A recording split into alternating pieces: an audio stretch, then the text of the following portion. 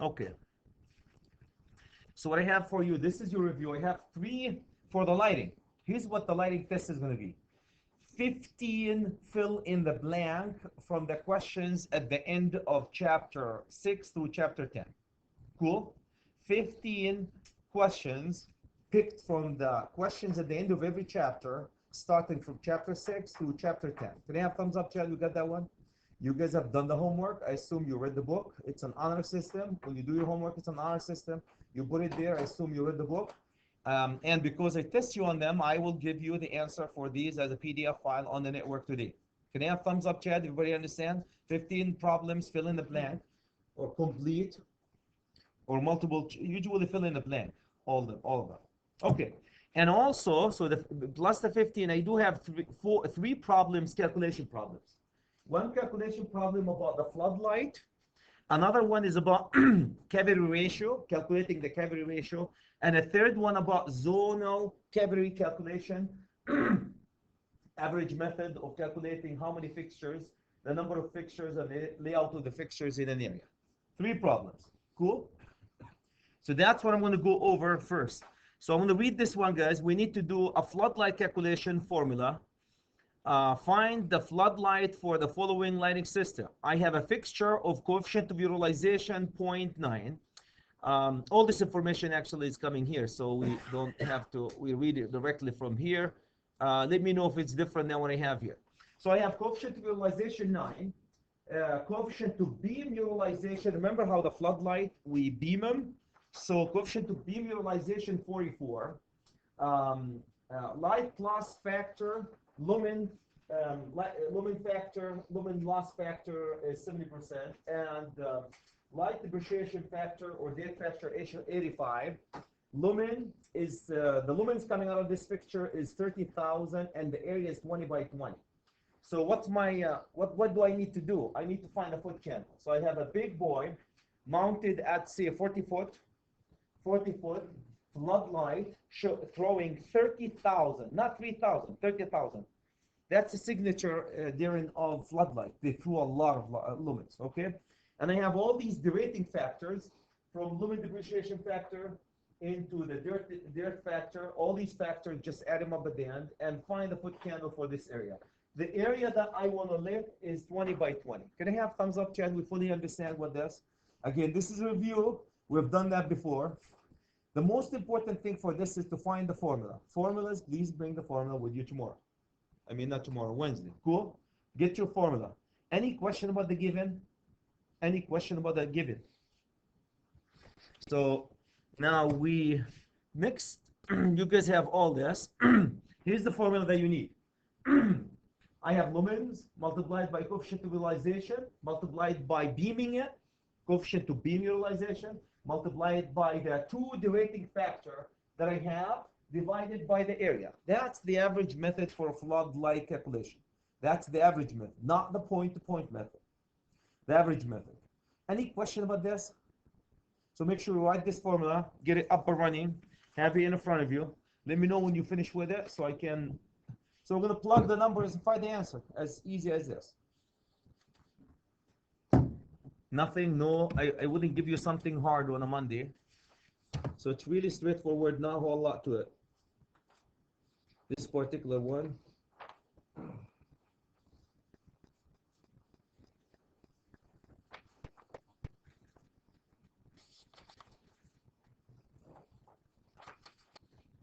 Light loss factor and lamp lumen depreciation factor.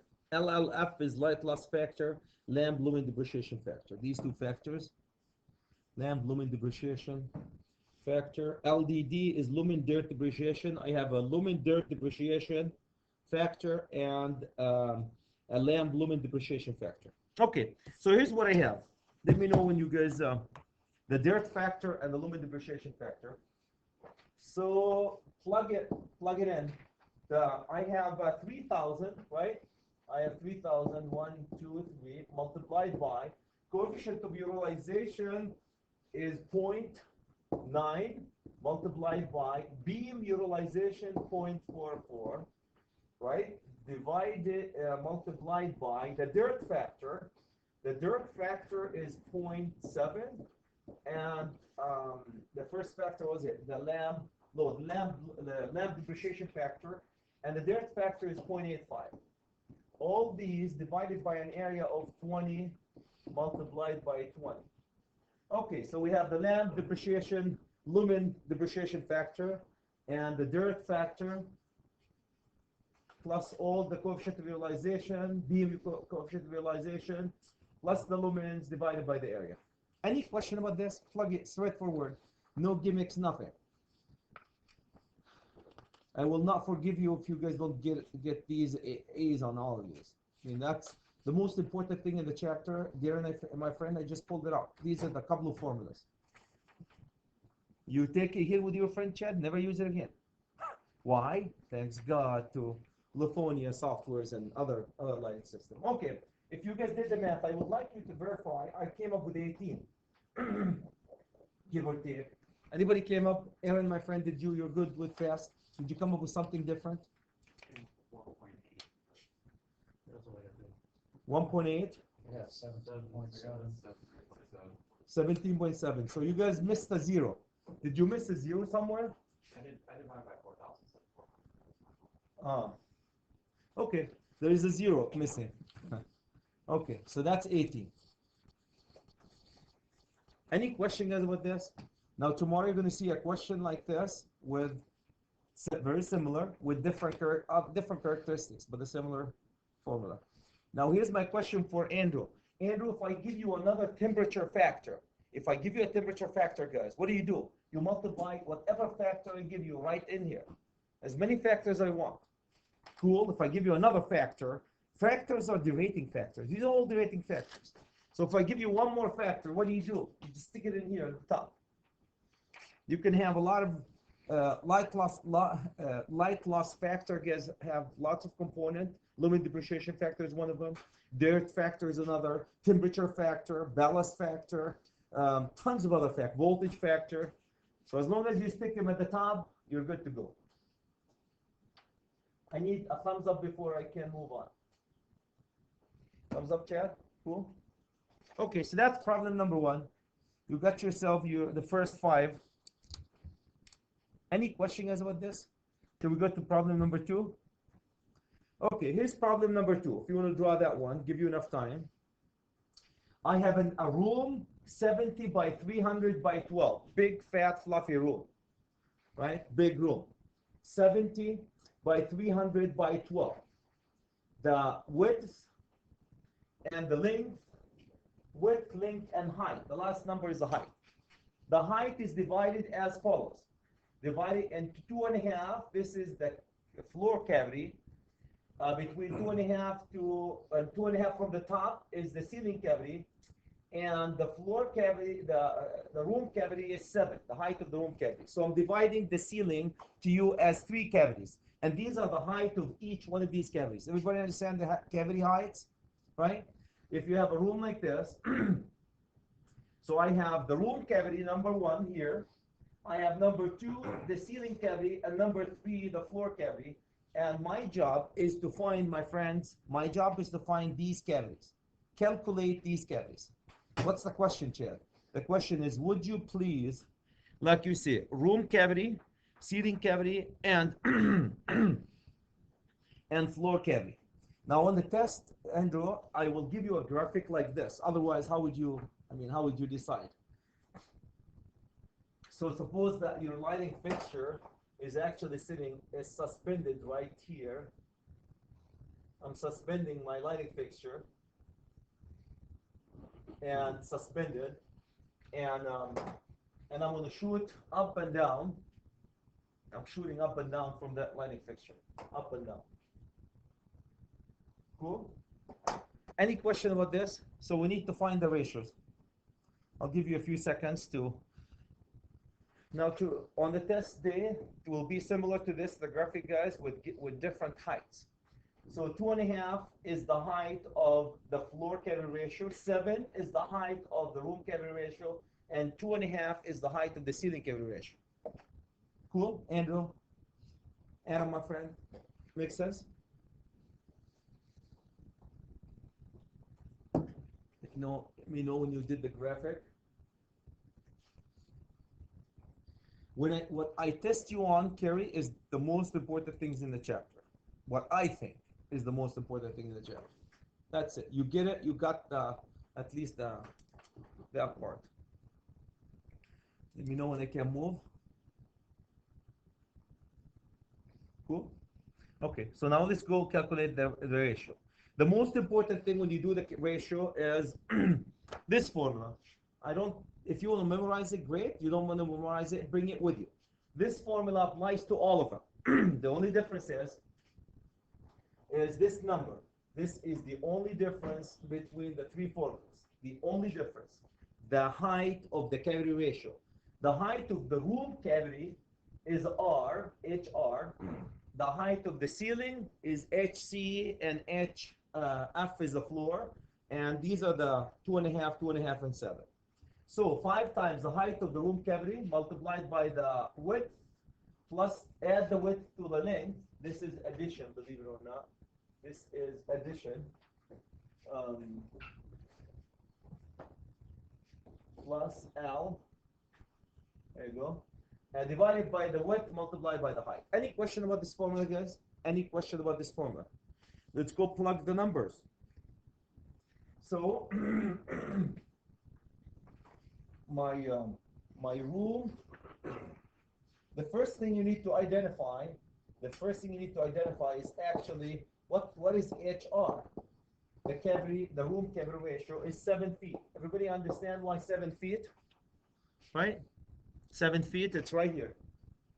7 feet. Okay, so 7 feet. The second thing is plug it in. So room cavity ratio equal 5 multiplied by 7 multiplied by, open the brackets, it's 70 plus 300 divided by 70 times 300. And if I did all this right, I should come up with 0.6. If you guys come up with something different, please verify that 1.6. Now, if I want to go to the table and there's no 0.6, where do you go? You go to the closest. The closest will be 1.6, go up to 1. So that will be equivalent to 1. 1 cavity ratio. Cool? Equivalent to 1.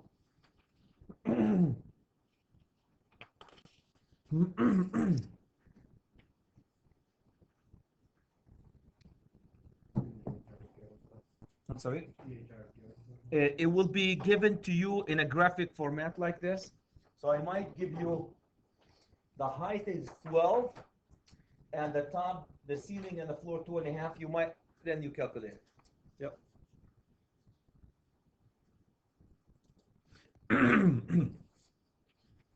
Did you guys do interpolation when you were in grade school or high school? Interpolation? The reason why I'm asking, because I was looking at a site for my daughter. She's in the 6th grade. And part of the math that they have is interpolation. I was shocked to find interpolation for 6th grade. That's when you predict a number between two numbers on the x and a y.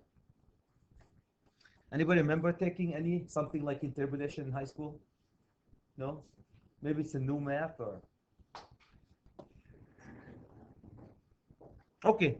Any question, guys, about this? So that's one. Okay, if you guys can predict what's going to happen to 2, the only thing for 2, the rest is history. So for 2, my friends, I'm going to go directly into 2. The height, so 5 is here. What's the height for 2? 2.5 directly, and the same thing, 70 plus 300 divided by 70 times 300. The only different thing here is the height. Everybody understand where we got the 2.5? This is the 2.5 is coming from H ceiling equal 2.5 feet. H ceiling equal 2.5 feet. So then equal let me put it here. H ceiling equal 2.5 feet. So it doesn't mix up with this. Then you just do the math. You plug it in. When you're done, you should come up with 0.22. Anybody came up with something different? 0.22. 0.22. When you have a zonal cavity ratio 0.22, I think there's a zero, don't they? Yeah, I know, but from the table, yeah, there's a zero. So 0.22 will approximate to what? Zero in terms of cavity ratio. So when you want to go to the table, Kerry, you're not going to find 0.22 unless you want to do interpolation. So you approximate it to what? Zero. Zero, you'll find it. Which table is that? This is going to be table 84, page 84. Table 10.3. I will give you the table. Okay. Gentlemen, you agree with me? The second one, the floor cavity ratio is no difference. So the first thing I would like to do is right here is HF for the floor is 2.5, same thing. Not inches, Chad, 2.5 feet. That'll be a small 2.5 feet.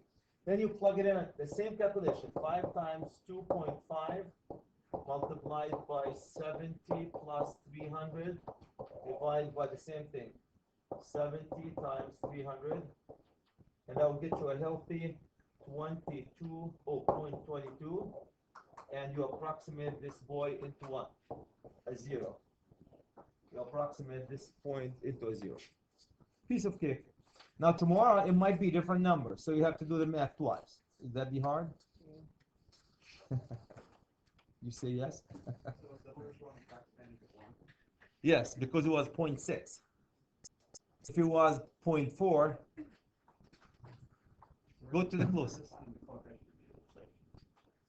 We're gonna next question. We're gonna be using a coefficient of utilization in a second. It's actually in page 84, Fig 10.3.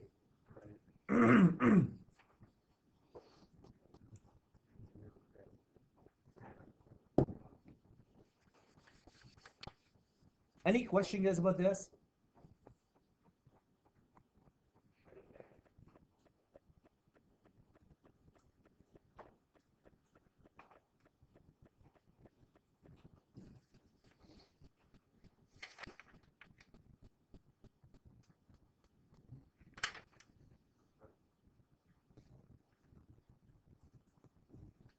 Cool. Everybody's good?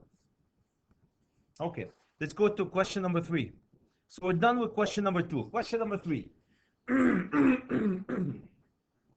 You guys have the same information. Could you please verify it's the same info? I have a room of 50 by 60 by 13. 13 is a height. And I have a 2 by 4 fixtures. The lumen for each fixture is 400, and I'm using 2 lamps. The lumen for each lamp is 400 lumens, and I'm using 2 lamps. The candela, I need foot candle of 90 to maintain a foot candle of 90. Cool. You need 4,000. I need a foot candle For of, lumens, 4,000. oh, did I say 400? I'm sorry. The lumens are 4,000. The lamps are for each lamp, and the lamps are 2, and the foot candle is 90. Light loss factor is 70, given to you all these, the rating factors. And I need you to do the following. All these are reflections, by the way. Reflections are 20 for the floor, the ceiling is 80, and the walls are 10. Reflection, ceiling, floor, walls. Okay? And I need you guys to find the following. Number 1, room cavity, ceiling cavity, and floor cavity ratio, coefficient of utilization, number of fixtures, and layout. Number of fixtures and layout. Cool? So I want you to find the coefficient of the room cavity ratio, ceiling, floor, and room, the coefficient of utilization, and then the number of fixtures, and lay them out. Lay the fixture out in the room. Any question guys about this? That's the average method. The average method for indoor lighting calculation. So we use reflection. Reflection. So we have ceiling, we have F, floor. The floor, 20 is the floor, ceiling is 80, and walls are in this case 10. You're going to see why I gave you this info. Any question, guys? Any comments about this? So what do I need to do? I need to find the coefficient of room cavity ratios, 3 of them, coefficient of utilization, number of fixtures, and layout of these fixtures. Layout of these fixtures. Okay. Move on. Everybody's good with that? You have the info? Okay. So let's go. I want you guys to do the layout. The layout is very important. Okay. The first thing we need to do is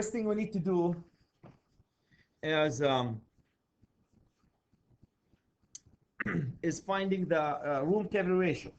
The room cavity ratio, guys, is, so since my fixtures are right surface mounted way at the 13, so it's easy to find the room cavity ratio. What's the H? So this is my room cavity ratio. What is the, so 5 multiplied by, what's HR? HR, the cavity ratio is all the 13 feet, which, what's HC? 0. And what's HF? 0. These are the height of the floor and the ceiling. All of them are 0. I'm just mounting like this. This one right here, I want to shoot all the way down to the floor. So the cavity ratio would be what? Probably what? 12 feet here? 12 feet? Cool. And the height, all the height I care less. There's 0. There's nothing at the top here that I care about, and nothing at this level that I care about. I care about the calculation at the 0. It's like the parking. Remember how we did it in the parking lot or in the hallways? We did the calculation right on the floor. That's what this is.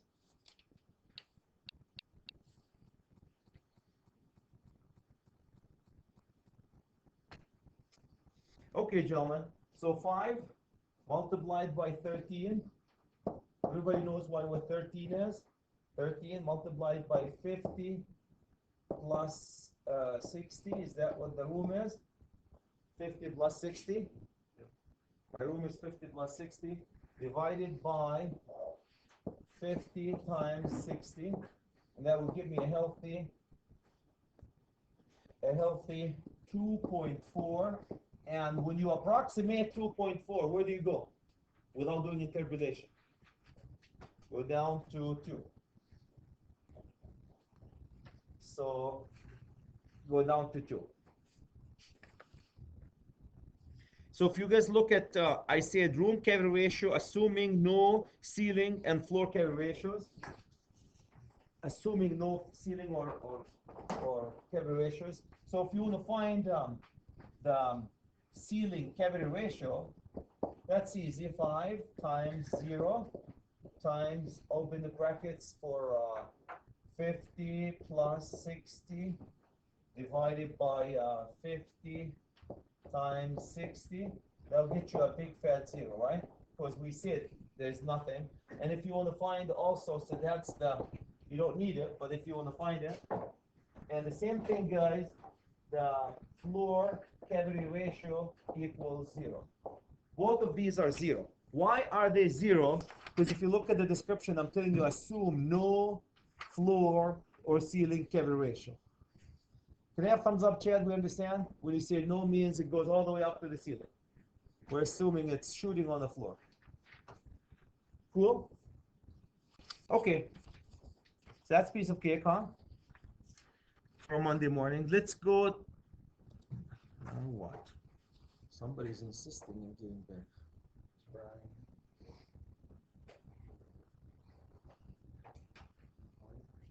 Texting me. I don't get it. Level what? 50?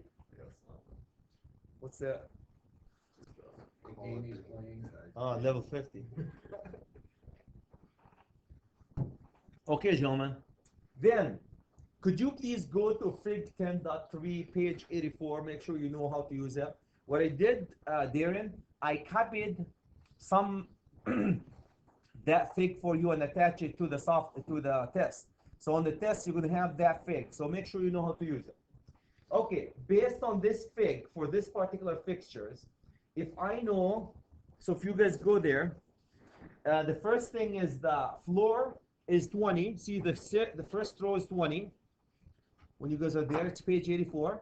The first row is floor reflection is 20. The ceiling reflection, I'm giving it to you as 10. So we're gonna ceiling reflection. No, that's 80.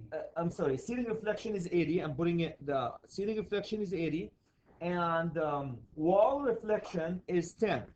Wall reflection is 10. Cool. And then I have a 2. Room cavity ratio 2. So what's my multiplier? What is it? 0.72. Point what? 0.59. Anybody?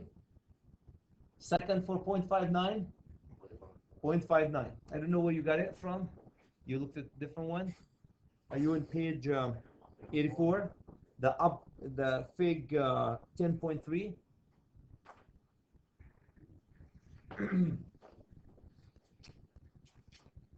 So yeah, here you go. Then you go to 10. Then you go to 2. No, you're looking at the lower. Yeah, you were looking up. Yeah, you were just off one.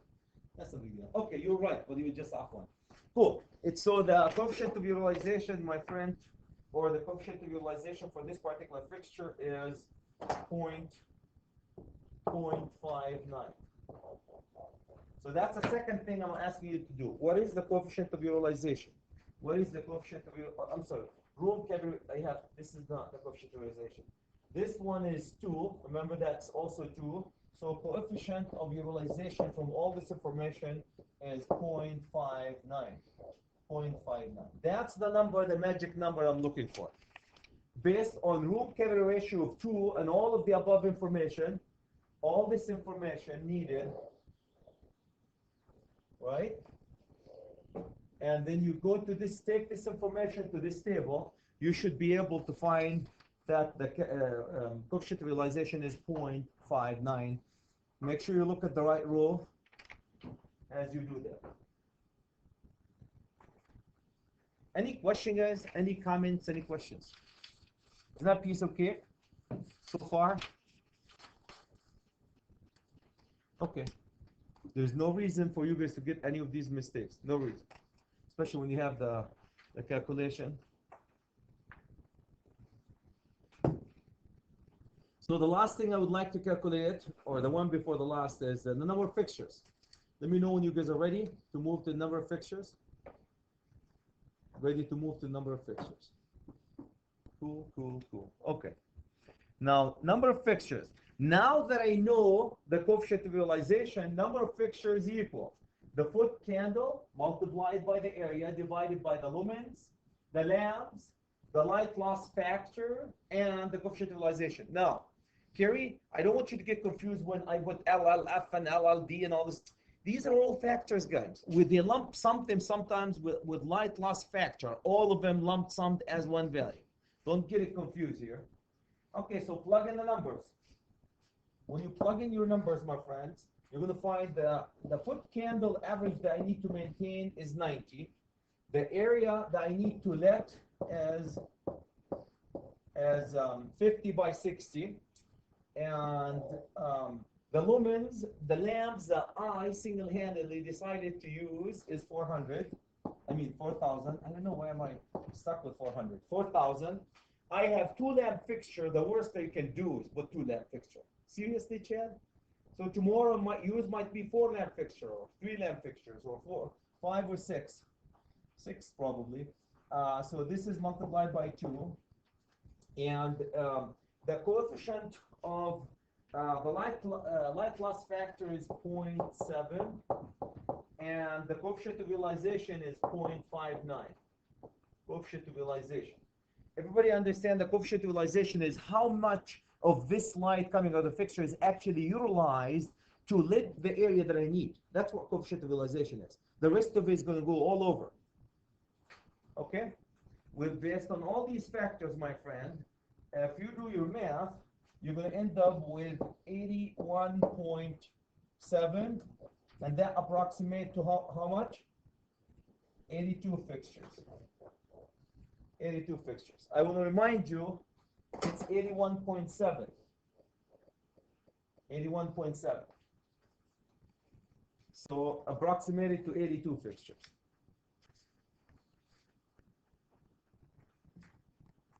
The reason why I highlighted both of them, you're going to know why I highlighted both of them.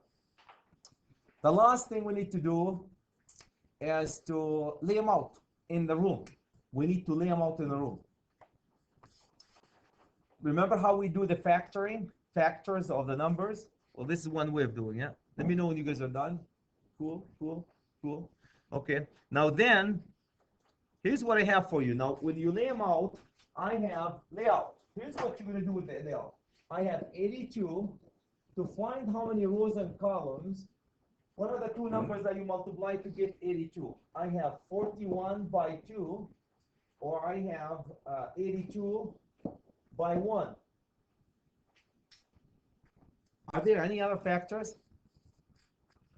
Both of them suck in terms of layout of your fixture. Really? You're going to have 42 rows and 2 columns, Chad, or 81 rows and 1 column? Both of them suck. Now, this is where you use your judgment. And that's why I highlighted. Look what I'm going to do. Again, this is judgment.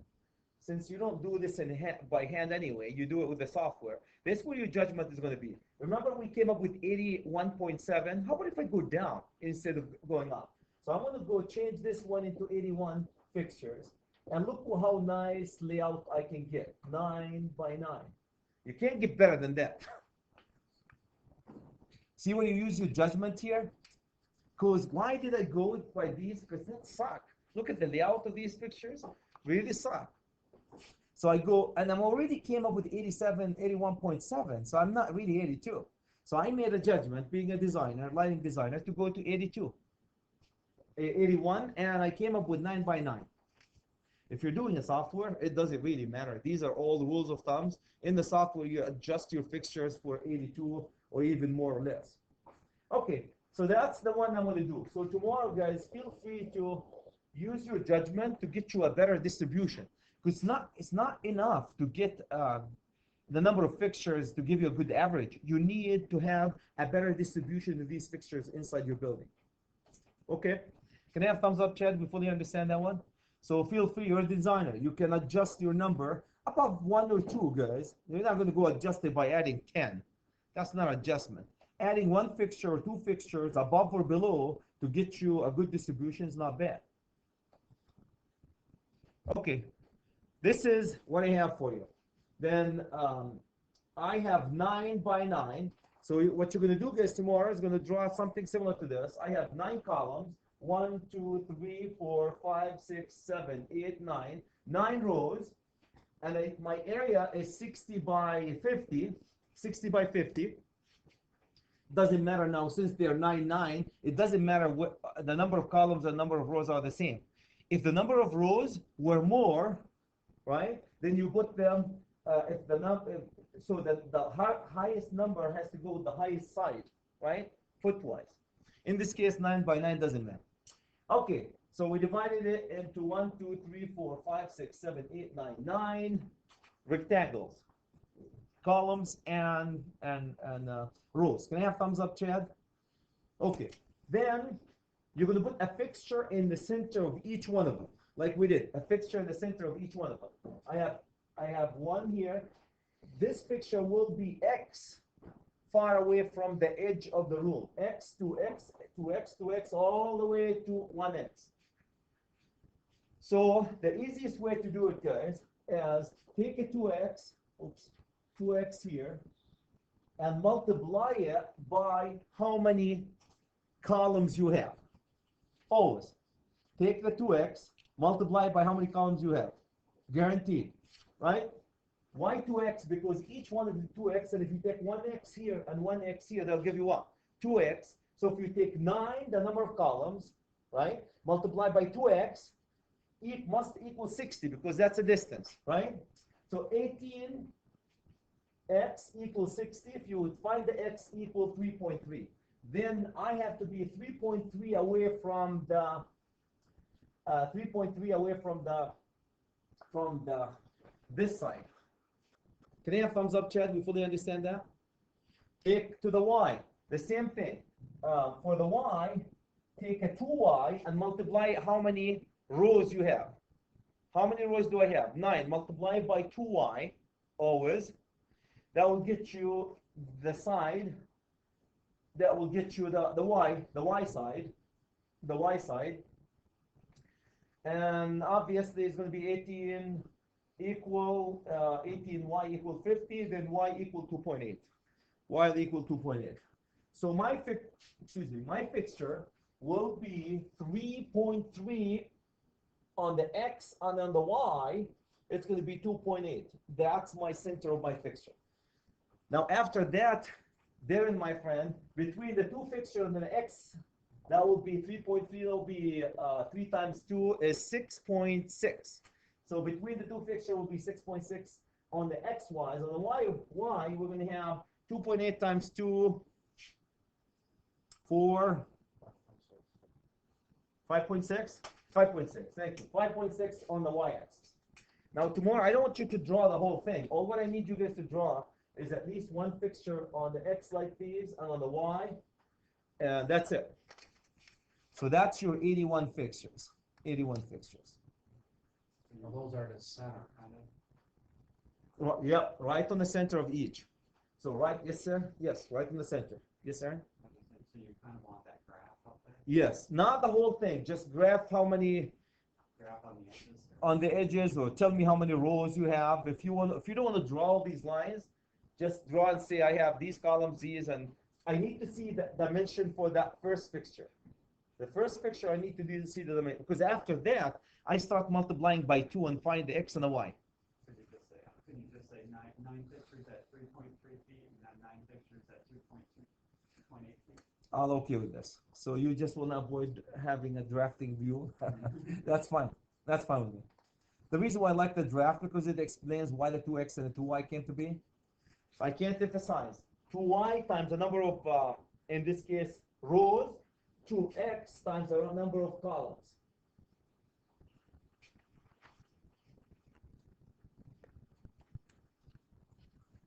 Cool? So my fixture, then, and the center of every one of these guys, you're going to have a fixture right in the center of every one of these. If that makes sense. I'm not going to draft these. I'm going to allow you guys to have the honor of drafting these. Take forever, huh? There you go.